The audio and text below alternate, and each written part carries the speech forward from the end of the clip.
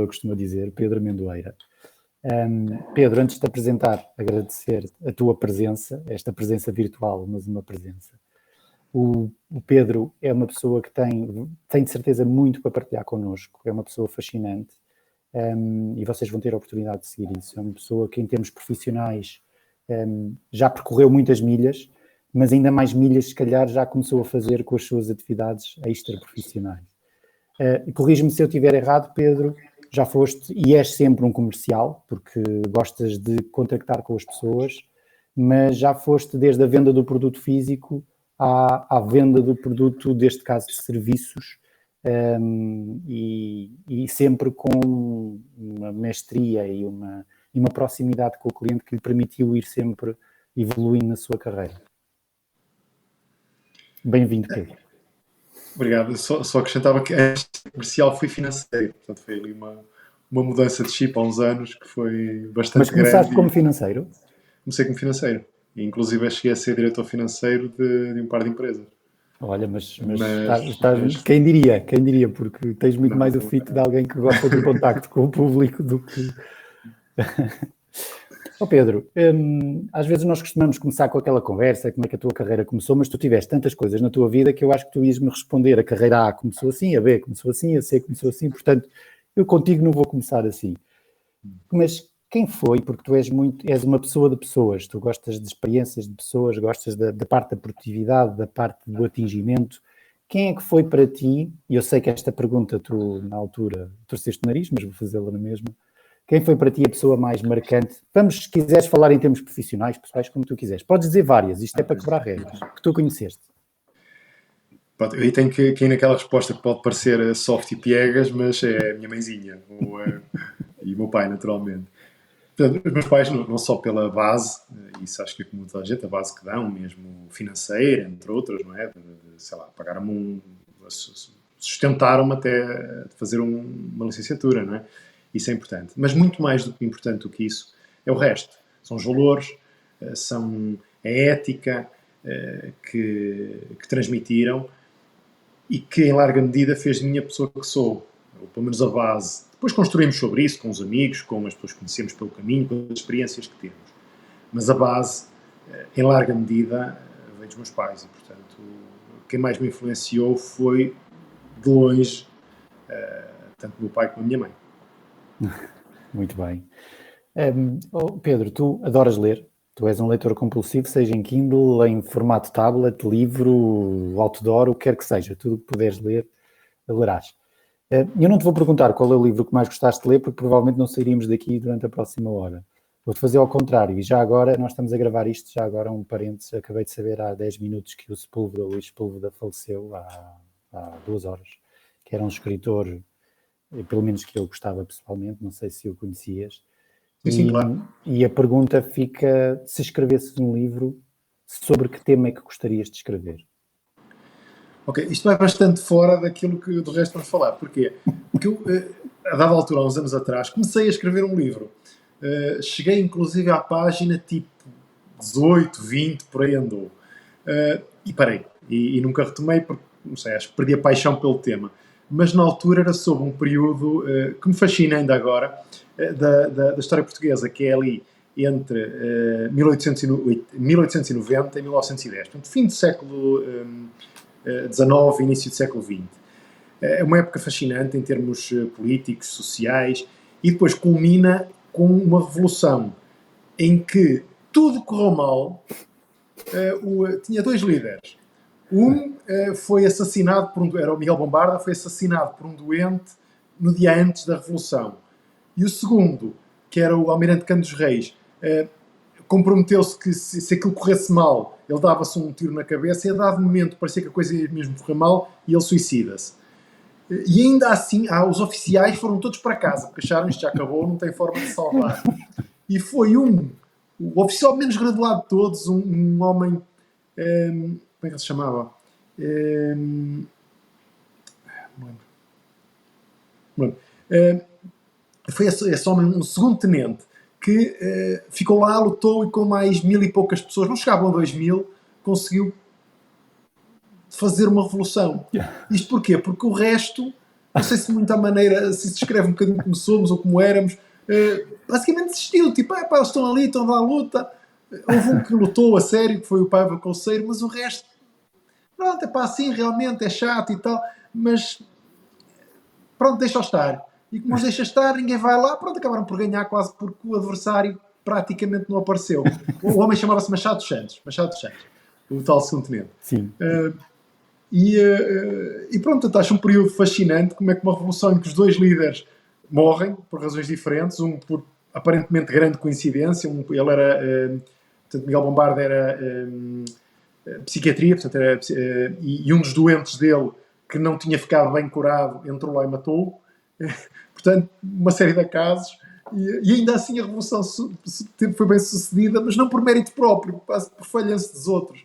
É um período engraçado, fascinante, há cheio de histórias assim, e portanto, se escrevesse um livro, se calhar tinha de arranjar outro tema, outro enfoque, mas provavelmente voltaria a essa época, que é fascinante por muitas razões. Aliás, tu és um amante de história, seja portuguesa, seja universal, seja de agora, seja de há muitos anos atrás, não é?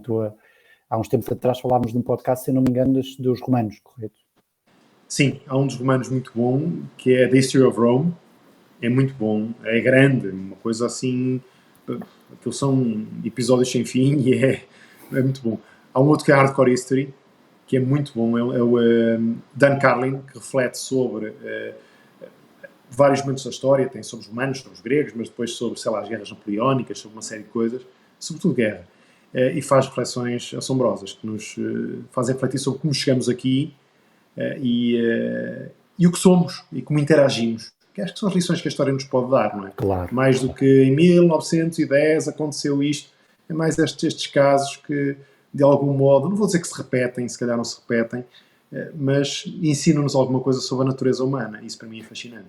E se conhecermos um pouco de história, pelo menos temos mais ferramentas para dizer, epá, aquele gajo fez de uma determinada maneira, deu aquele resultado, se calhar deixa-me perceber melhor para eu não fazer o mesmo, não é?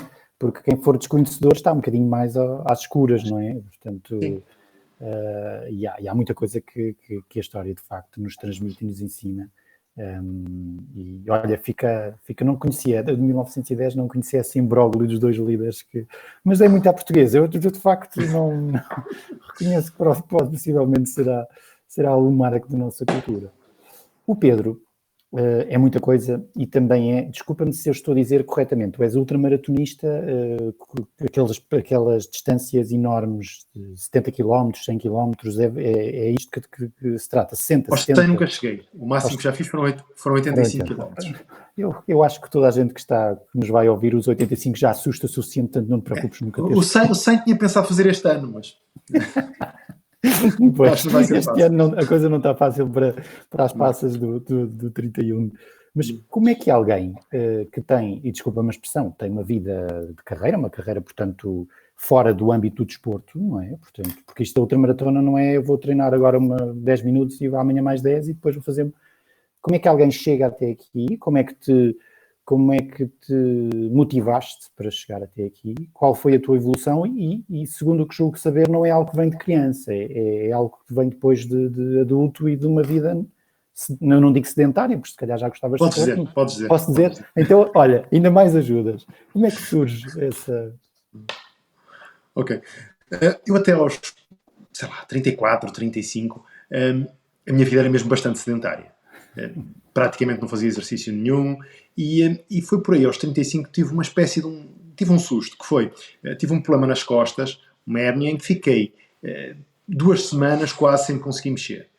E passou, mas uma das coisas que me disseram é que precisava perder um bocado de peso, um bocado de barriga, fortalecer um bocado os abdominais, estar em melhor forma física. Entrei para um ginásio, pela 4ª vez, mas as 3 anteriores... Não, entrei, estive lá para aí 2 meses ou 3 e a ir pouco e acabei por desistir. Desta não, desta entrei, levei a coisa um bocado mais a sério, comecei a fazer disso um hábito. E depois, quando já estava numa forma razoável, não vou dizer boa nem de perto nem de longe, um amigo meu, em conversa, estávamos a almoçar e lançou um desafio. Estamos a pensar aqui de alguma coisa que ele também não corria. Pensava alguma coisa, um desafio. E pensamos, ok, o que é que pode ser? Correr é sempre um bom, podes traçar um marco. Claro. E então decidimos ali, epá, se fosse uma meia maratona, isso aqui era uma meia maratona. Bem. Eu não gostava de correr, mas forcei-me a correr e lembrei-me, e usei um método que já entretanto usei noutras coisas e funcionou muito bem, que foi, eu não gostava de correr, mas gostava, e disseste há bocadinho, de ler. E então comecei a correr, a ouvir livros, audiolivros. Portanto, associei uma coisa que eu realmente gostava muito, ler, e que nunca tenho o tempo necessário para ler tanto quanto aquilo que gostaria de fazer, com aquela, início 20, 30 minutos, que era o que conseguia, a correr. E, portanto, associei as duas coisas. Comecei a correr, eu na altura morava perto do mar, portanto, podia correr na Marginal, que era muito agradável. O primeiro dia corri 3 km. E depois fui crescendo 10% por semana. Li isso em qualquer lado, 10% por semana. Portanto, fiz 3, depois fiz, pronto, as primeiras se cá fiz mais um bocadinho, 3,5, 4, depois mais ou menos 10% por semana. Portanto, uma das corridas da semana era a mais longa e as outras ficavam ali abaixo desse esforço. E o certo é que fui crescendo. Fiz um plano online, uma coisa de um site, da ASICS, uma coisa parecida, passo a publicidade, e pronto, e fiz um plano em X meses. Portanto, eu comecei a correr a 1 de agosto de 2012. E tracei um objetivo de fazer uma meia maratona. E comecei a correr, aquilo foi andando, entrei numa primeira corrida de 15 km aqui no Porto, correu bem, foi duro acabar, mas acabei sempre muito mais perto dos últimos dos primeiros, isso é verdade até hoje, quase todas as provas que fiz. O máximo que consegui foi tipo, nas provas longas foi a meio da tabela, e foram poucas as vezes. Mas o certo é que pronto, consegui fazer a meia maratona, treinando à distância com esse meu amigo, que não é do Porto, e então fui evoluindo. No dia seguinte a ter feito a meia maratona, liguei-lhe, isto está feito e agora? Então se fosse uma maratona, está bem. Programamos então e fizemos em abril a Maratona de Paris. Portanto, 9 meses depois de começar a correr, 3 km, fizemos a maratona. Correu muito bem também. Atenção, correu muito bem, cheguei ao fim, num tempo fraquinho, mas cheguei ao fim, a correr sempre, por devagar que fosse, e foi devagar. E pronto, assim cumpri isso. Tive alguns outros amigos que tinha conhecido entretanto, por estar neste meio da corrida, que me desafiaram para os trails. Fiz o primeiro trail de 17 km. Vinha fazer uma maratona. Pensei, isto é uma brincadeira. Não foi. Não foi. Fiz 17 km e acabei... Eu mal conseguia caminhar. Foi penoso. Os últimos quilómetros foi absolutamente penoso. Mas percebi, isto é giro. As paisagens são outras, o ritmo é outro, o convívio é outro, as pessoas falam muito mais, porque o ritmo também é um bocadinho mais lento. E foi muito divertido. Então comecei a entrar nos trails. Passados uns meses fiz a primeira ultra. Portanto, ultra é tudo aquilo que vai além dos 42 km. Fiz uma de 44 ou 45. E depois, mais tarde, pronto, fui crescendo e fui fazendo outras provas mais longas. Até que cheguei ao ponto em que o meu sítio de conforto vai andar ali entre 50 e 60, 65 km. É aquela distância em que me sinto francamente bem. Portanto, nem é tão pouco que não é um esforço grande, nem é demasiado para acabar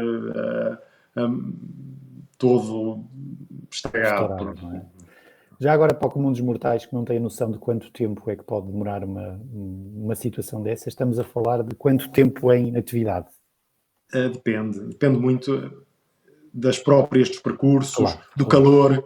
Claro. Estou-me a lembrar de 2 provas quase seguidas que fiz, ou muito próximas. Uma primeira correu muito bem, na Serra da Freita, uma prova que tem, por tradição, é difícil. Correu muito bem. Estavas a correr em casa.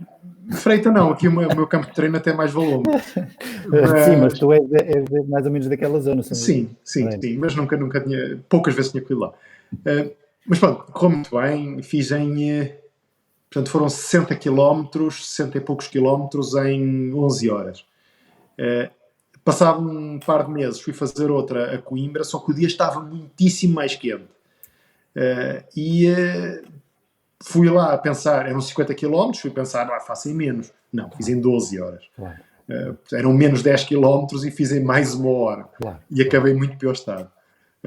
Portanto, depende muito. Mas pode andar por aqui, entre não é? mínimo umas 7, 8 horas. Para mim, para os gajos que chegam à frente, se calhar é metade. Claro. Para mim, ando entre as 7, 8 horas, 8 e as 12. A maior prova que fiz foram 16 horas e meia. 80 e poucos quilómetros. E o que é que uma pessoa, Pedro, o que é que passa pela cabeça de uma pessoa durante esse tempo todo? Tens visões sobre ideias, pensas em trabalho, pensas na tua vida, o que é que para um comum dos mortais como nós, que só de ouvir isso se cansa, mas o que é que, obviamente que o convívio é espetacular, etc., mas deve passar um conjunto de coisas pela cabeça, porque é imenso tempo, não é? Quer dizer, claro. Não dá para ouvir podcasts, digo eu, durante as 12 horas, porque há ali o que é que se passa na mente de uma prova dessas? Não, o que é giro, a correr em cidade, sim, eu ouço podcasts ou audiolivros ou o que seja. Em monte, não. Portanto, em montanha eu nunca levo auriculares, faço o percurso todo sem qualquer tipo de som. Porque para mim é tão bonito estar integrado na natureza, que ouvir pássaros, ou silêncio, enche. Não preciso de podcast.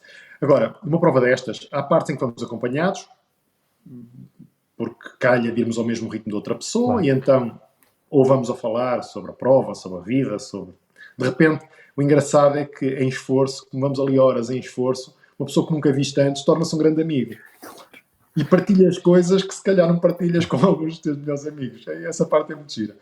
Mas depois também se passam muitas horas em que o nosso ritmo, por alguma razão, não coincide com outros e, à medida que os quilómetros vão passando, as pessoas vão se afastando umas das outras. E então passas também muitas horas sozinho. E a verdade é que dá para tudo. Há momentos absolutamente zen de pensar zero, quase uma meditação, sem esforço, porque é natural, o corpo está tão cansado que quase desliga o cérebro e o único pensamento é um passo à frente do outro e não dá para mais. Mas depois há fases, não é? Há fases em que estamos muito cansados, depois recuperamos, depois estamos melhor. Há outros momentos em que se pensa sobre trabalho e às vezes até vêm soluções e insights engraçados. Mas não podes parar de escrever, não é? Não. Quer dizer, podes, tens o telemóvel.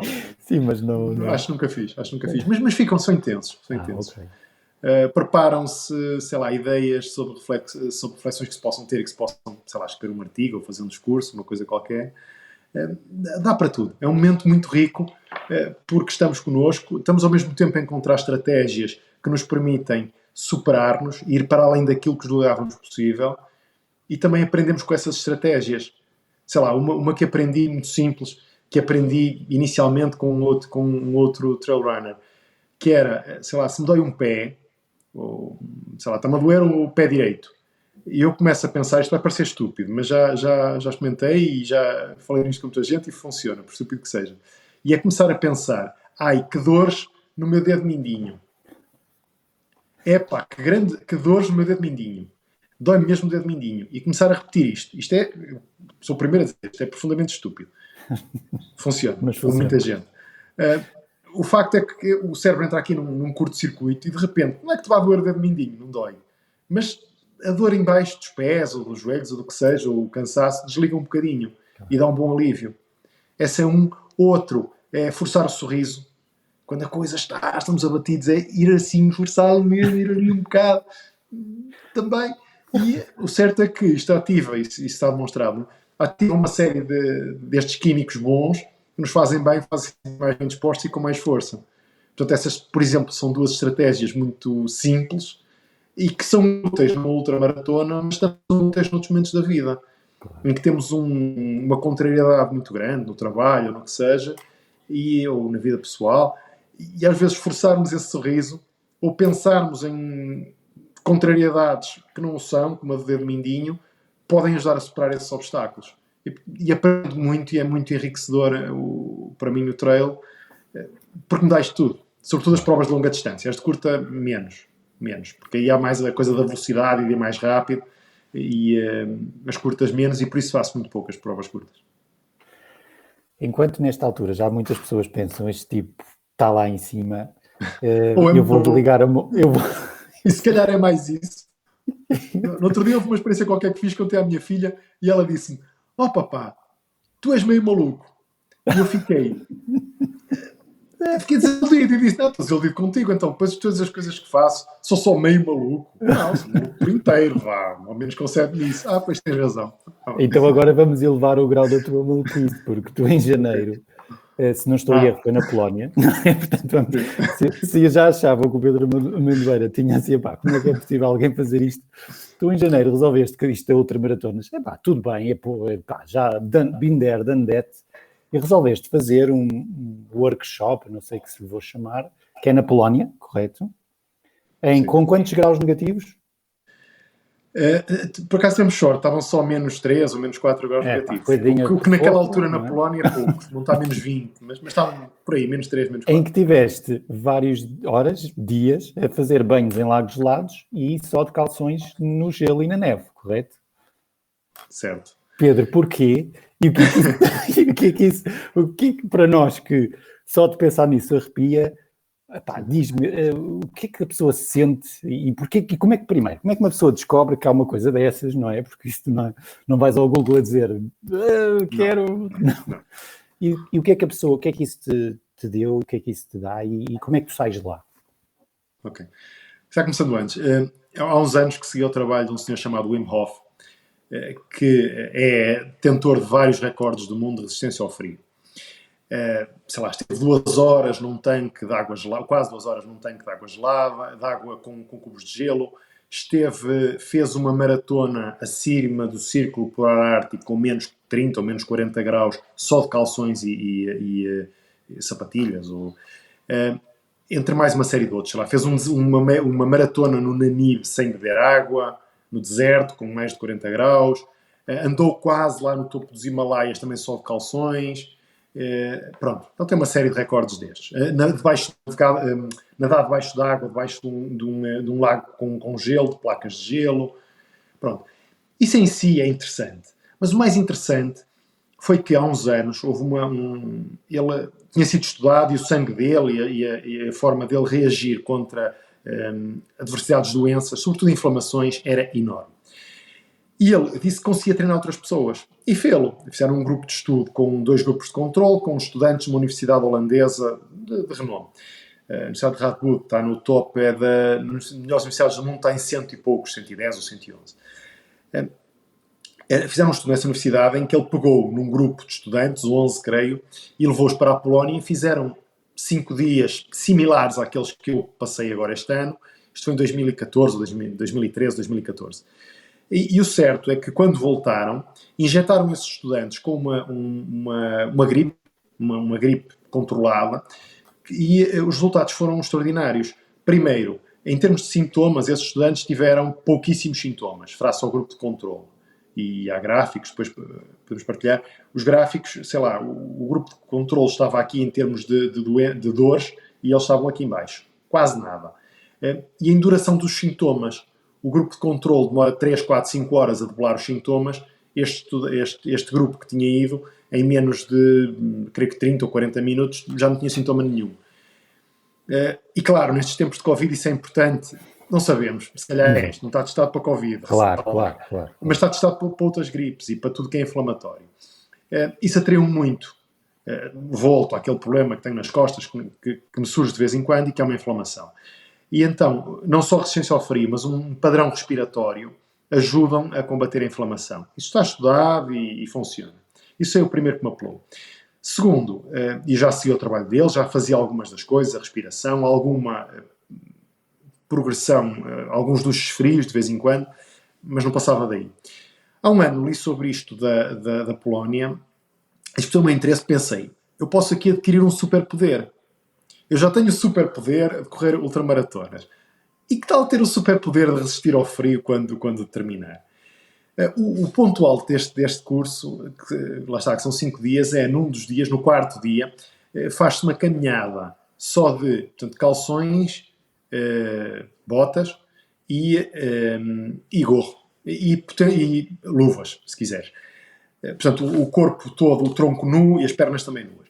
E com a temperatura que estiver. Portanto, é no inverno polaco, em janeiro, costumam estar a menos 20, menos 30. Este ano estavam menos 4, menos 3. E o certo é que é uma caminhada lenta, a subir uma montanha, chegamos lá acima ao que é uma estância de ski e pronto, ok, 3 horas a caminhar, assim, eu julgava impensável. Eu até era bastante friorento. O certo é que o fiz, e o mais surpreendente é que foi estupidamente fácil. Para mim e para os outros 100 malucos ou 99 malucos que fizeram aquilo comigo. Foi muito fácil. E foi muito fácil porque, concentrando um bocadinho na respiração e tendo o hábito dos dias anteriores de alguns banhos, estamos a falar de 3, 4, 5 minutos em água gélida. E essa, sim, acabou por ser uma experiência mais extrema. Da caminhada, visualmente e conceptualmente parecer mais estranha, foi estupidamente fácil.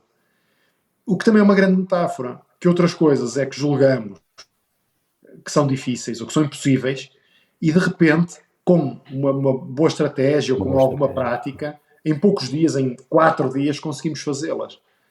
Portanto, foi absolutamente enriquecedor sair de lá não só com esta capacidade do frio, como também uma forma de abraçar os elementos, sobretudo estando na água gélida, em que a experiência é muito mais intensa. Aí 5 minutos é duro. E no último dia consegui 10 minutos. Mas porque sentes que fazes parte dos elementos. É quase uma experiência, isto pode soar estranho, uma experiência meditativa no frio. Uma experiência meditativa em turbo. Claro. Portanto, foi isso que foi enriquecedor e foi uma experiência fabulosa. Mais uma vez, o caminho que tu fizeste não é... As pessoas recordam-se das fotografias, quem é teu amigo, que tu postaste, mas aquilo é o corolário lá está, da tal estratégia. Quer dizer, a gente só vê a caminhada e diz, pá, isto é mas não, aquilo já é tem a ver tudo com preparação, não é? Tem a ver tudo com tudo o que se faz até chegar àquele momento, não é? Não é aquele momento é... Para ti foi fácil porque tu viveste os outros todos que estavam para trás desse, não é? Sim.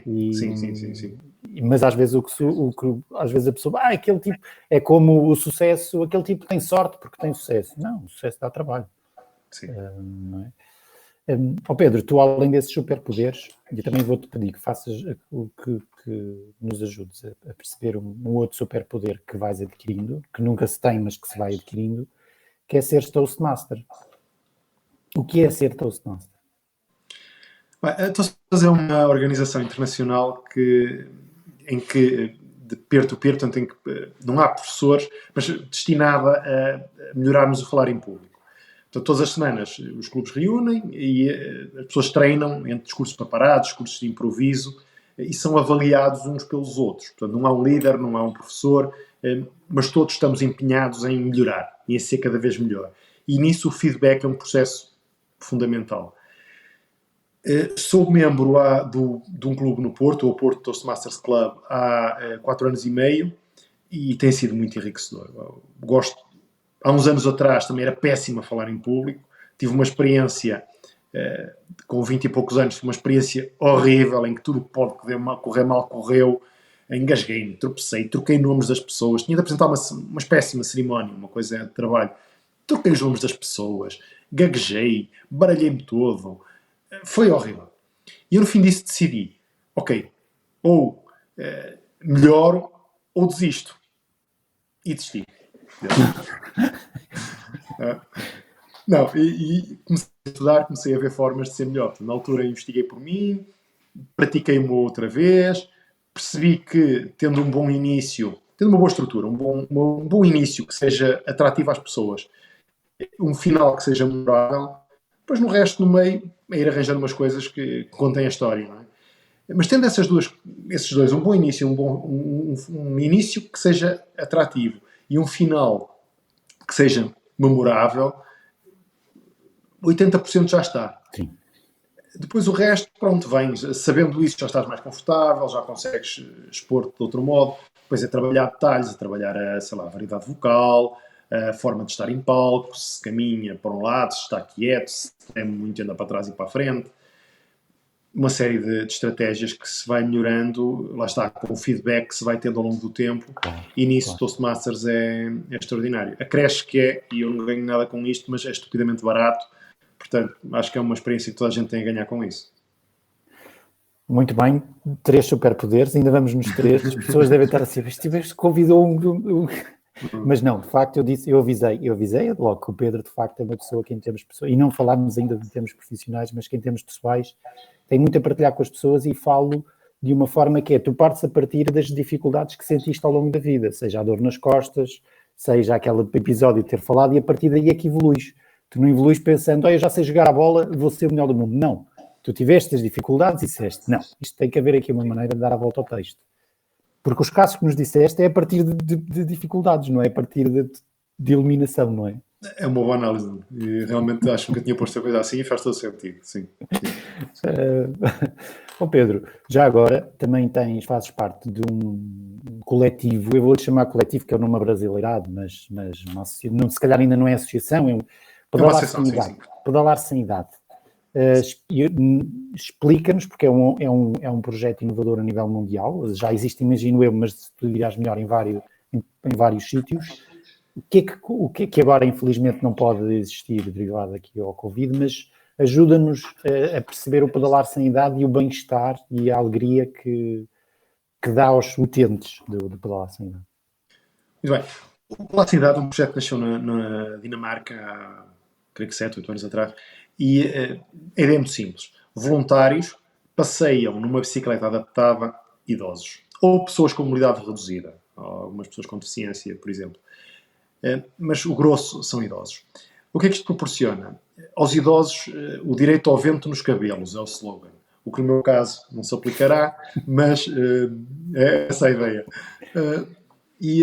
Proporciona aos idosos um dia diferente. Trabalhamos sobretudo com instituições, portanto com pessoas em larga medida, muitos pelo menos estão institucionalizados, e o sair cá fora já é uma experiência diferente. O sair e ver pessoas e ver gente, a bicicleta é bonita, o que faz e chama a atenção, o que faz com que os passeios tipicamente são ali no Parque da Cidade, ou em Matosinhos, na Marginal, na Foz, tanto do Porto. O que faz com que hajam pessoas que interagem, que sorriem, que cumprimentam. Portanto, aqueles passeios que duram cerca de 40, 50 minutos sejam uma grande aventura e seja um dia muito diferente na vida daquelas pessoas. É enriquecedor para elas e é enriquecedor para nós, os pilotos. Claro. Porque partilhamos experiências. Percebemos que ajudamos e que podemos fazer ali um grãozinho que a vida de uma outra pessoa fosse melhor. Às vezes também aprendemos com as histórias, com a sabedoria que os têm, e tem sido uma experiência excelente. Eu estou num projeto desde o início, desde a angariação de fundos para a compra da bicicleta, da primeira bicicleta. Agora íamos mais duas, mas com isto realmente esse projeto teve de parar e a bicicleta infelizmente está estacionada. Mas fiz a formação de pilotos, montei a bicicleta, eu não sei nada disso, com outro amigo, fomos nós que estivemos ali a montar a bicicleta quando ela chegou,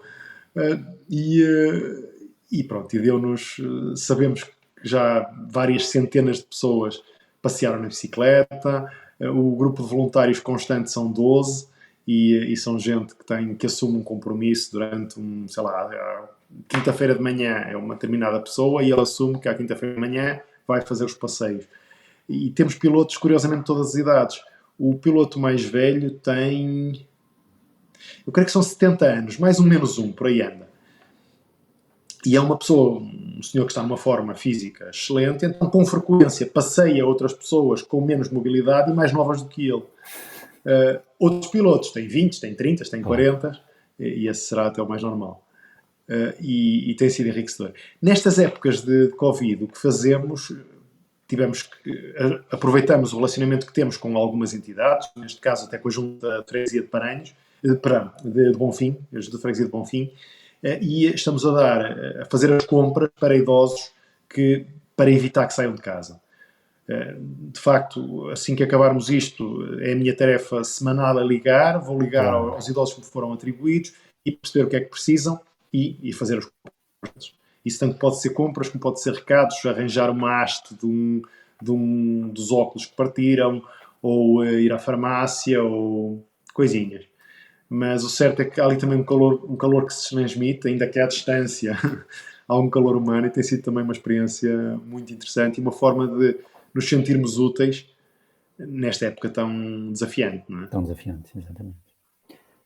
Posto estes superpoderes todos, ainda tens mais um, mas esse normalmente não é associado a um superpoder, ou seja, às vezes até é associado a algo de controle, de cortar.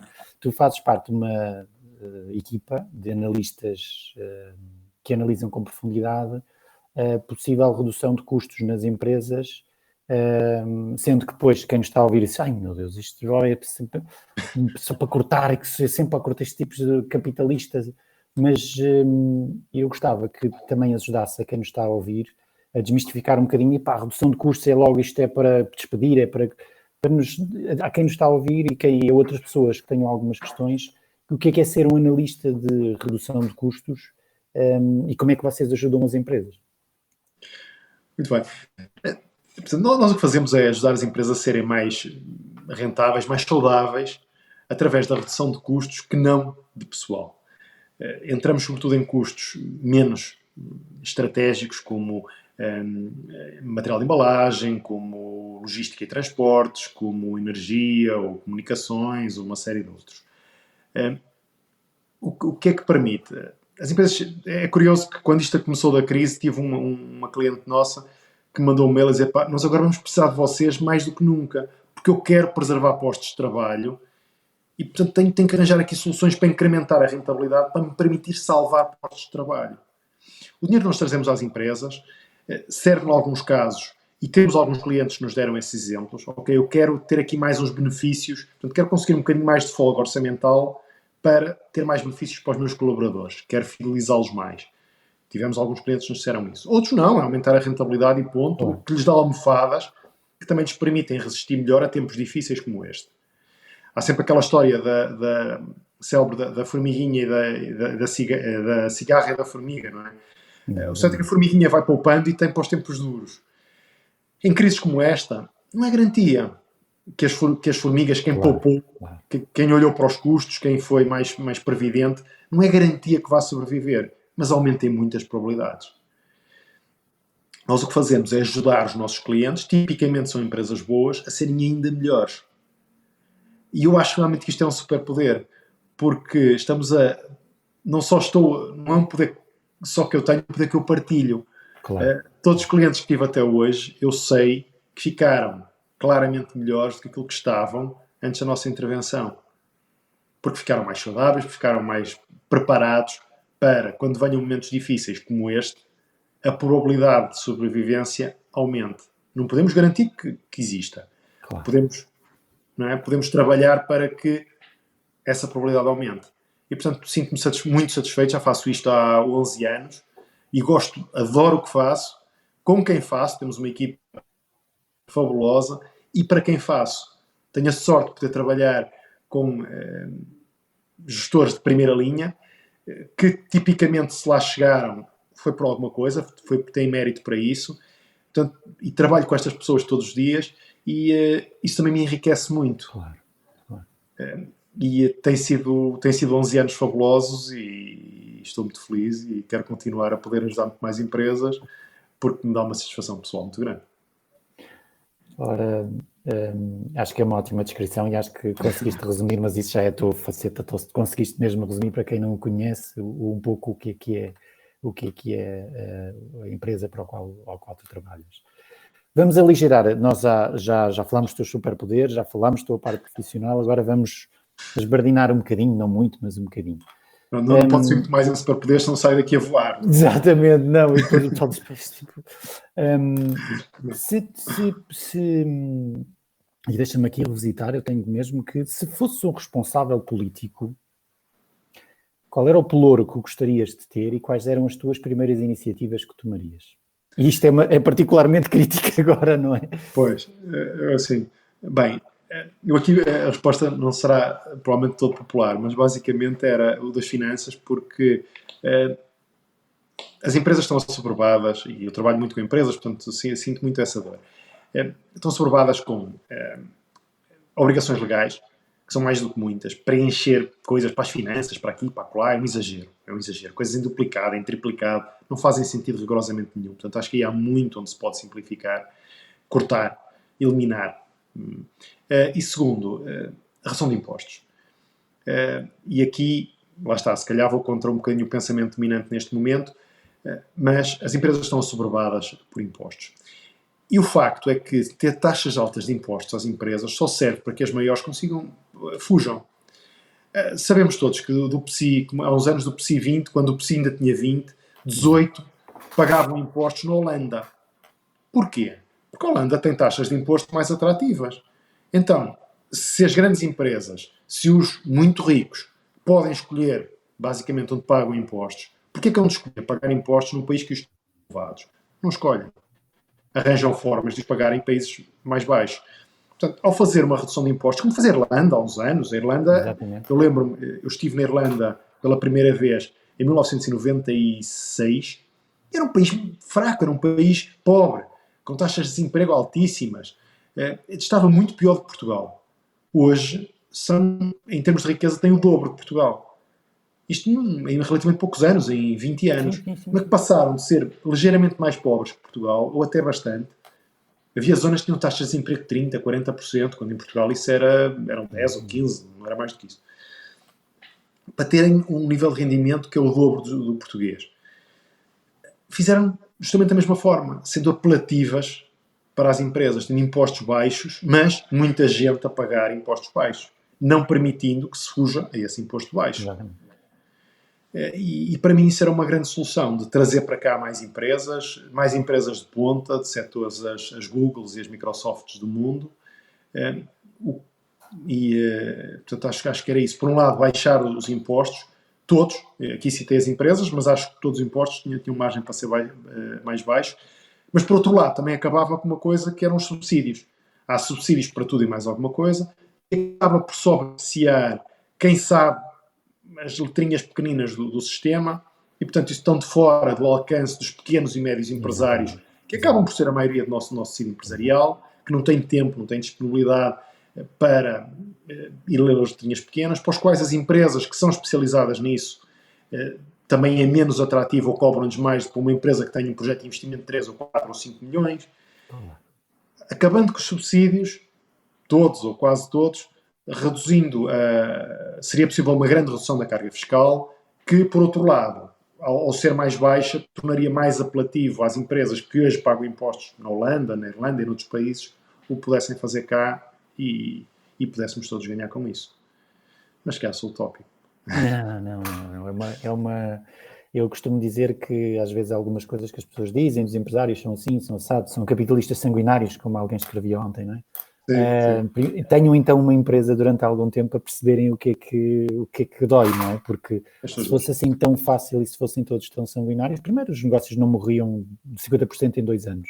E depois quem fica também tem que estar sempre atrás, como dizia um brasileiro, tem que estar a caçar leão todos os dias, não é? Estes negócios não dá para, como tu dizes bem, a não ser os que têm os subsídios, os outros não, tem que andar sempre atrás de prejuízo, como se costuma dizer, e portanto eu acho uma leitura, é óbvio que não é tão popular para o pensamento dominante que temos, mas não deixa por isso de ser uma leitura com a qual eu também corroboro.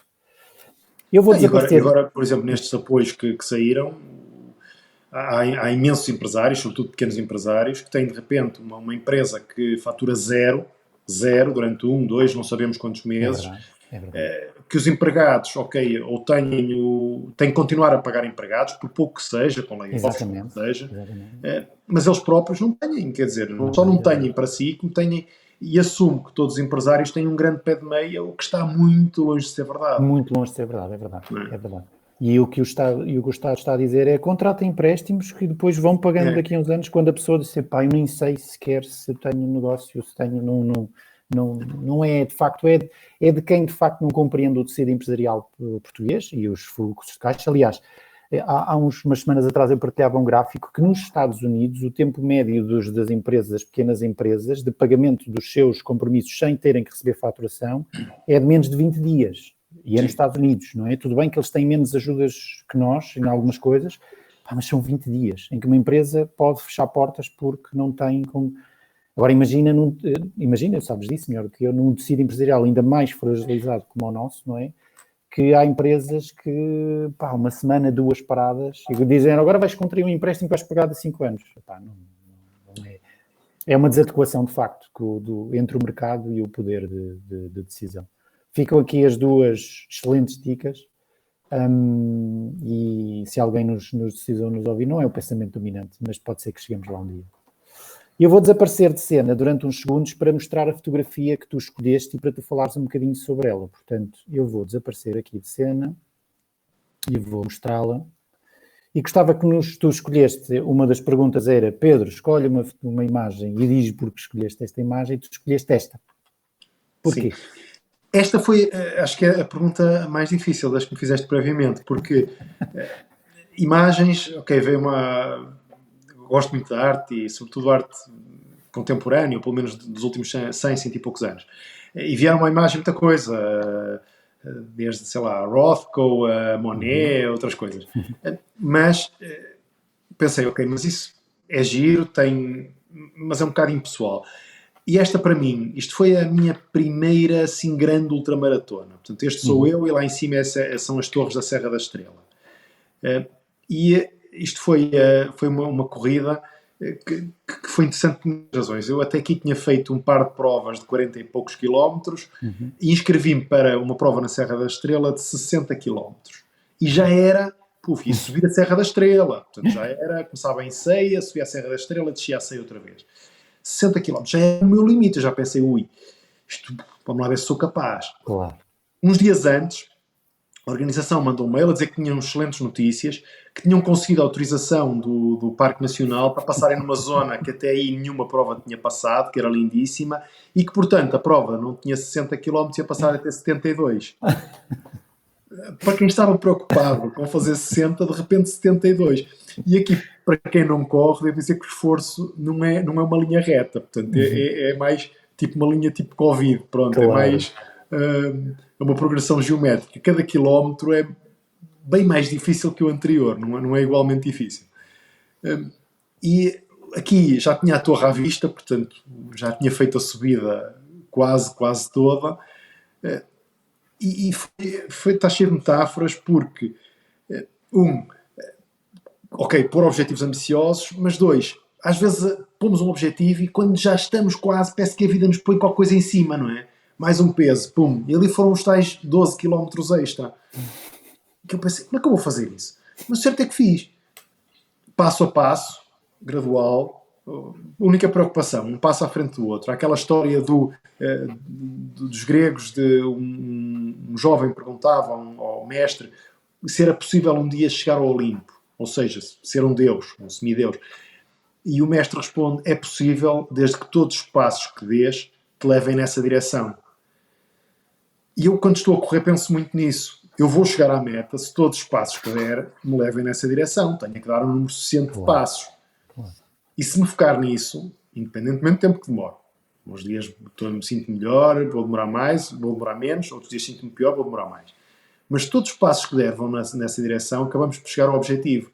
Aqui, o objetivo estava à vista, pelo menos o objetivo intermédio, chegar lá acima. A segunda parte seria ligeiramente mais fácil, porque a subida, o grosso das subidas estava feito, mas foi uma prova que permitiu perceber que os limites estão sempre muito mais além daquilo que podemos fazer e que é uma questão de terminar e dando passo entre passo lá chegaremos. Bom, mais uma daquelas para nós que estamos aqui para nós nos inspirarmos, de facto.